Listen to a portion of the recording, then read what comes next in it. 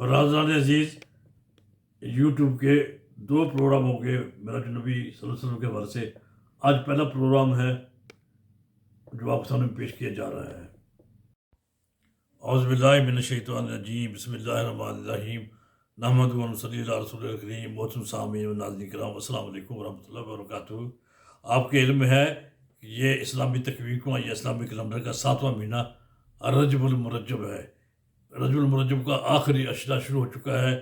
اس مہینے کی 27 تاریخ کو اسلام کا ایک بہت اہم واقعہ شب معراج کا واقعہ پیش آیا تھا۔ ہم اسی سلسلے میں یہ پروگرام کریں گے۔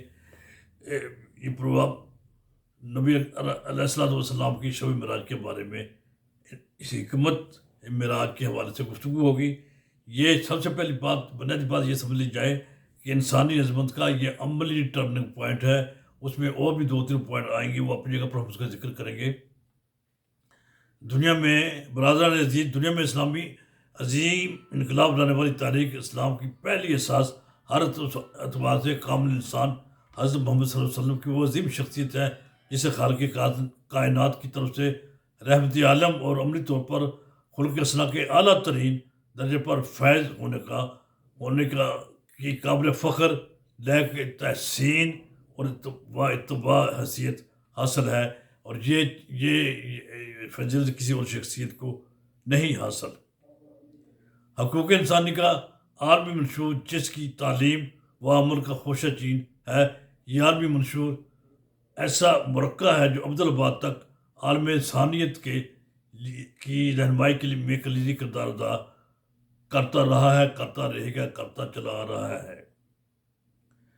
اسلامی تعلیمات کے مطابق خالق کائنات نے اپنے احکام کی روشنی میں انسانوں کو روز و شب کی بسر کرنے کے لیے انبیاء کرام کی بعثت کی شکل میں جو سلسلہ عطا کیا، رسول اللہ صلی اللہ علیہ وسلم اس سلسلے کی آخری کڑی یعنی آخری نبی ہیں۔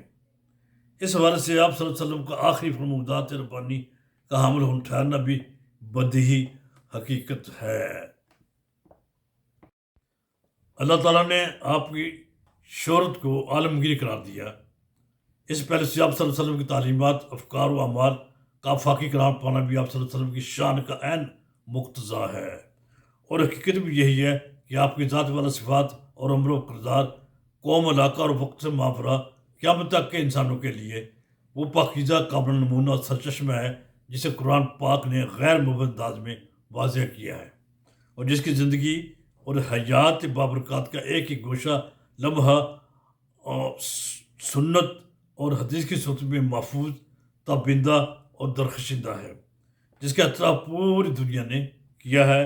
حضور نبی اکرم صلی اللہ علیہ وسلم یقیناً ایک عالمی و آفاقی مصلح، مجسمہ رحمت و انفس و آفاق کی راہبر اور انسانیت کے وہ نجات دہندہ ہیں جن کی سیرت طیبہ علیہ صاحبہ استحیہ والسلام میں ہر دور کے انسان کے مسائل کا حقیقی و عملی حل میسر ہے۔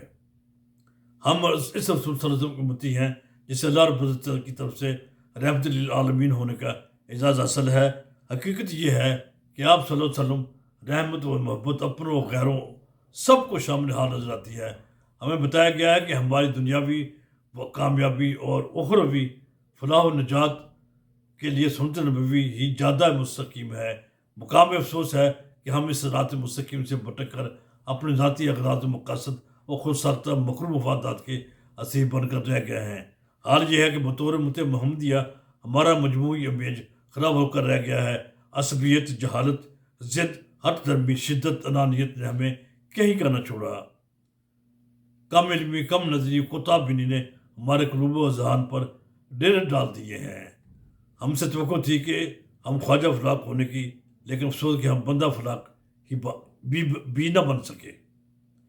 آج ہم اس دنیا میں کے مختلف والوں سے تار و تشنی کا نشانہ بنے ہوئے ہیں۔ ہمارا اپنا طرز و فکر عمل حضور اکرم صلی اللہ علیہ وسلم کی تعلیمات کے منافی ہے۔